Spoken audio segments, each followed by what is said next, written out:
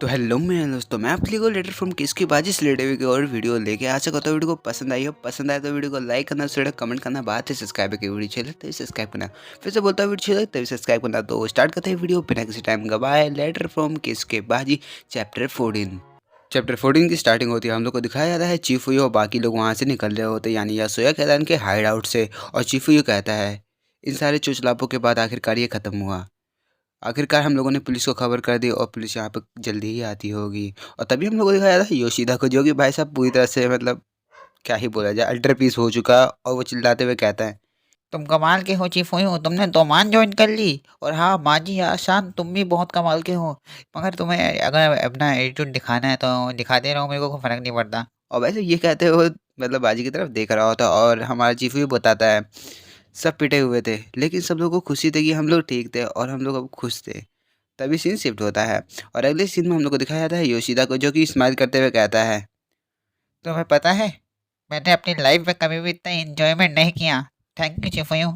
और ये सुनने के बाद चीफू भी स्माइल करता है क्योंकि इसकी जान पे बन गई थी और भाई साहब उसको मज़ा आ रहा है। यहाँ से फिर से सीन शिफ्ट हो रहा है। अगले सीन में देखते हैं कि भाई साहब हमारे बाजी और हमारे चीफू भाई साहब बाइक पे जा रहे होते हैं कहीं। और हम लोग को दिखाया जाता है चीफू उससे कहता है, मुझे माफ़ करना बाजीसान, मैंने अकेले ही यासुए जाने का फ़ैसला कर लिया था, इसके लिए मुझे माफ़ करना। ये सुनने के बाद बाजी से कहता है, इसकी कोई ज़रूरत नहीं, ये शायद मेरी ही गलती है कि मैंने तुम्हें यासुया के बारे में ज़्यादा इन्फॉर्मेशन नहीं दी। जब तक सातो हमारी फर्स्ट डिवीज़न में होता तब तक ऐसा होने के चांसेस ज़्यादा ही थे, ये हो नहीं था। और ये सुनने के बाद चीफुयो कहीं न कहीं शॉक हो जाता है। सीन शिफ्ट होता है, हम लोग को दिखाया जाता है चीफुयो को, जो कि सातो को याद करते हुए कोस रहा था कि तुम क्यों बदल गए सातो। और तभी उससे बाजी कहता है, ये उस टाइम की बात है जब तोमान पावर पे थी और डिवीज़न बनाए जा रहे थे। फर्स्ट डिवीज़न की पहली लड़ाई यासुया कैदान के साथ हुई। उस टाइम वो कुछ ही लोग थे जो कि कोजीरो और सातो के साथ थे। वो कुछ गिने-चुने लोग थे जो कि 10 के बराबर भी नहीं थे, यानी 10 से ज़्यादा भी नहीं थे। हम लोग ऊपर बढ़ रहे थे, ये हमारी स्टार्टिंग थी डिवीज़न की। और हमें कुछ सीन भी दिखाए जाते हैं उस लड़ाई के, जो कि यासोया कैदान और टोक्यो मांजी गैंग के बीच में हुए थे, जहाँ पे बाजी और हमारा कोजीरो लड़ाई कर रहे होते हैं। यहीं पे सीन शिफ्ट होता है और अगले सीन में हमारा बाजी उससे आगे कहता है, आज की तरह ही पहले भी एक लड़ाई हुई थी जिसे सुलझाया नहीं जा सका, और अगर ये लड़ाई दोबारा होती तो वो आखिरी लड़ाई होगी। अगर हमें इस मामले को अपने हाथ में रखना है तो ये हमारे अकेले की बस की बात बिल्कुल नहीं, हमें मदद चाहिए। और हम लोग को दिखाया जाता है टोक्यो मांजी गैंग का फ्लैग और उनकी एक मीटिंग को।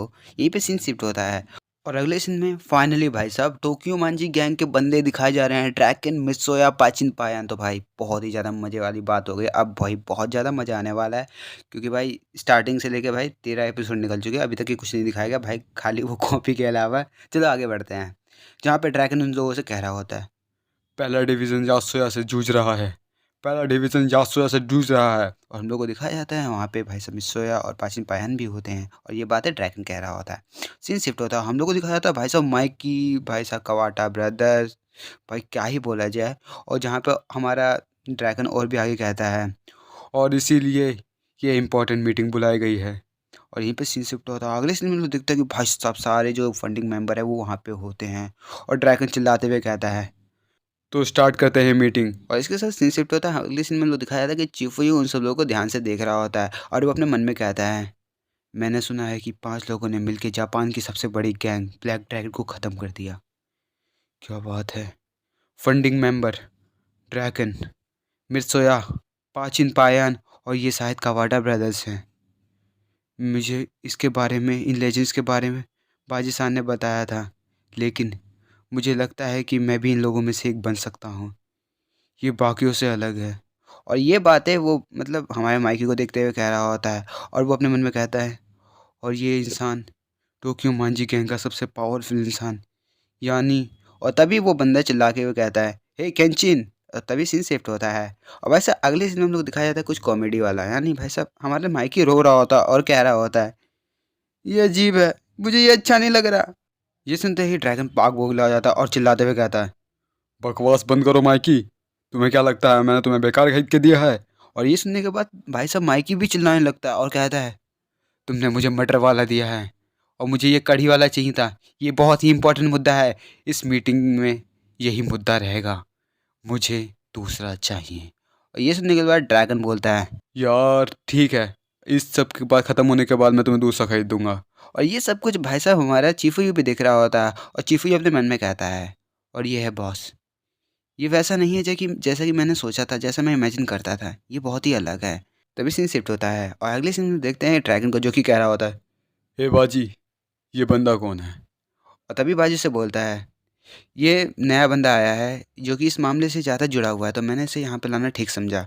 और तभी चीफू अपना इंट्रो देता है चिल्लाते हुए, मैं मासूनो चीफू हूँ, पाकिस्तान के ऑर्डर पे यहाँ पे आया हूँ, मुझे परमिशन दीजिए।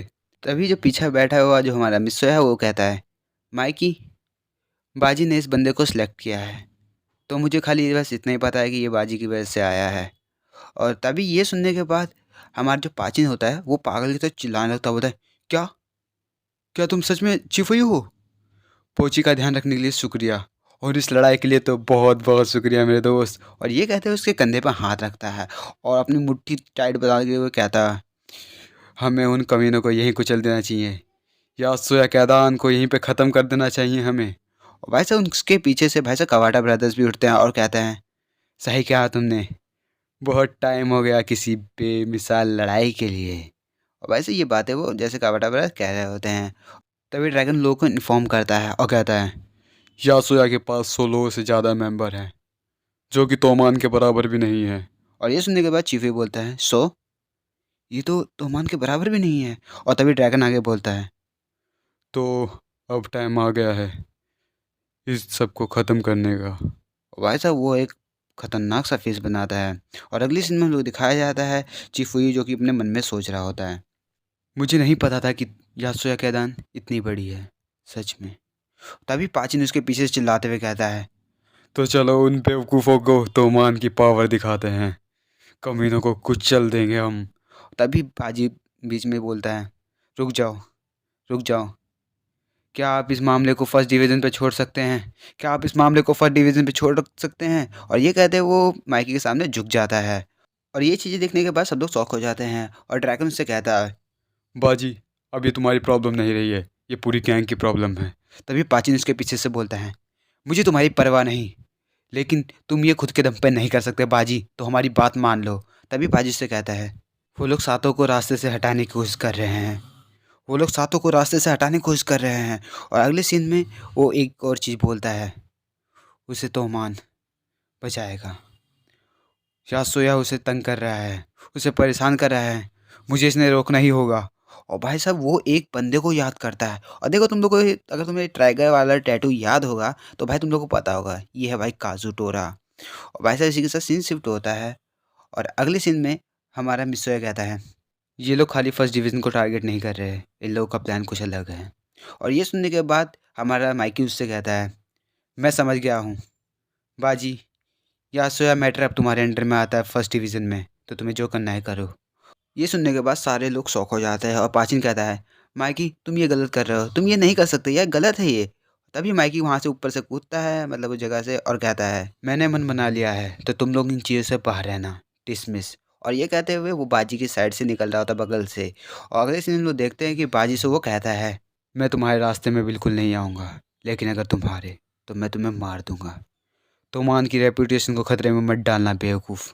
और भाई साहब ये बात है भाई हमारे चीफू भी सुन लेता है और बाजी उससे बोलता है, हाँ मैं समझ गया। और यहीं से सीन शिफ्ट होता है, हम लोग को दिखाया जाता है कि बाजी और चीफू बाहर खड़े होते हैं और चीफू उससे कहता है, ये बहुत ख़तरनाक था क्योंकि उन लोगों के पास से अलग ही वेव आ रही थी, मैं कहाँ पर रहा था, खासकर माइकी गन के पास से तो बहुत ही ज़्यादा ही वेव आ रही थी, बहुत अजीब लग रहा था मुझे वहाँ पे।